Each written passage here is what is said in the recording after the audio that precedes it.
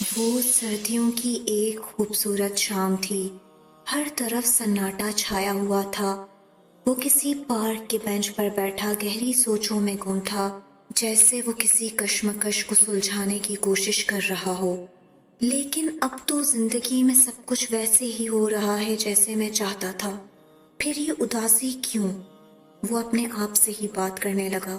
پھر اسے یاد آنے لگا بچپن کا وہ زمانہ جب اس کی زندگی کسی بھی فکر سے آزاد ہوا کرتی تھی۔ یہ اس کے جسم اور روح کے بیچ کی جنگ ہی تو تھی جسے وہ اپنے اندر لڑ رہا تھا۔ دوستو، ہم میں سے ہر شخص کہیں نہ کہیں اسی اضطراب کا شکار ہے۔ ہم اپنے جسم کی ضروریات کو پورا کرنے کے لیے، اپنے نفس کی تسکین کے لیے تو ہر حد تک جاتے ہیں، لیکن وہ غذا، وہ ضرورت، وہ تسکین جو روح کو چاہیے، اسے فراموش کر دیتے ہیں۔ تو چلیے سب سے پہلے جسم اور روح کا تعلق سمجھتے ہیں۔ روح جسم کے لیے زندگی کی علامت ہے۔ جب روح جسم میں موجود ہوتی ہے تو انسان زندہ رہتا ہے، اور جب روح نکل جاتی ہے تو جسم بے جان ہو جاتا ہے۔ جسم ظاہری طور پر انسان کے اعمال کو ظاہر کرتا ہے، جبکہ روح اس کے ارادوں، خیالات اور نیت کی گواہ ہوتی ہے۔ روح کی پاکیزگی انسان کو نیک اعمال کی طرف راغب کرتی ہے، اور جسم ان اعمال کو عملی جامہ پہناتا ہے۔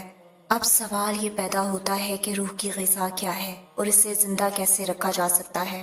جیسے جسم کو زندہ رکھنے کے لیے کھانے کی ضرورت ہوتی ہے، ویسے ہی روح کو زندہ رکھنے کے لیے ذکر الہی، عبادت اور تقوی ضروری ہیں۔ ایک حدیث میں آتا ہے کہ قلب کو اللہ کے ذکر کے بغیر سکون نہیں ملتا۔ دنیاوی زندگی انسان کے لیے ایک آزمائش ہے جس میں اس کی روح اور جسم دونوں کا امتحان لیا جاتا ہے۔ موت کے وقت روح جسم سے نکل جاتی ہے اور یہ اللہ کے حکم سے واپس بلائی جاتی ہے۔ حضرت علی رضی اللہ تعالیٰ عنہ فرماتے ہیں، روح دل کی پاکیزگی اور اللہ کی یاد سے زندہ رہتی ہے، جیسے جسم کھانے اور پانی سے۔ اسلام میں روح کو انسان کی اصل حقیقت کہا گیا ہے۔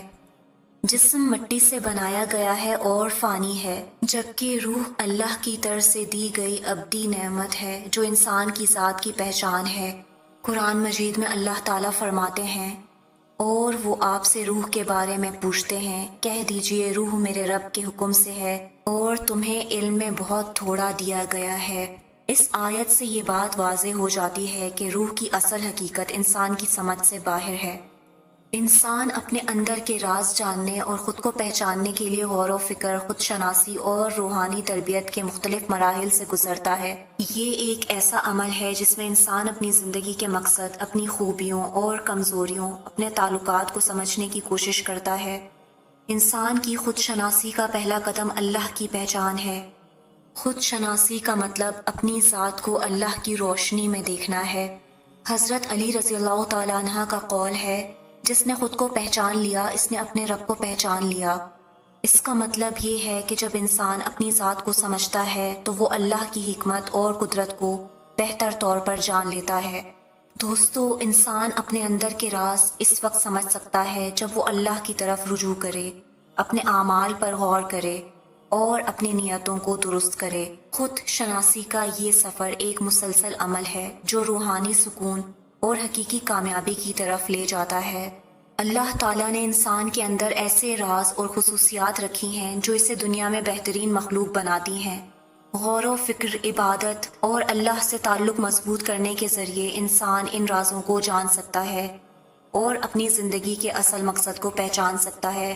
خود شناسی کے اس سفر میں ایک بہت اہم چیز اپنے آپ سے ایمانداری ہے۔ ہم اکثر دوسروں کو خوش کرنے کے لیے خود کو دھوکہ دیتے ہیں، لیکن حقیقی خوشی تب آتی ہے جب ہم اپنی اصل ذات کو قبول کرتے ہیں۔ دوستو، اگر ہم خود کو پہچاننا چاہتے ہیں تو ہمیں اپنے آپ سے کچھ سوال کرنا اپنا معمول بنا لینا چاہیے، جیسے میں کیا چاہتا ہوں، میرے لیے خوشی کی اصل تعریف کیا ہے، کون سی چیزیں مجھے پریشان کرتی ہیں۔ اسی طرح دن کے اختتام پر اپنے کاموں پر نظر ڈالنا اور یہ سوچنا کہ ہم نے آج کیا سیکھا۔ خود کو پہچاننا اور اپنی حقیقت کو قبول کرنا زندگی کی سب سے بڑی کامیابی ہے، اور انسان اپنی ذات کو سمجھ کر ہی دنیا میں سکون اور خوشی حاصل کر سکتا ہے۔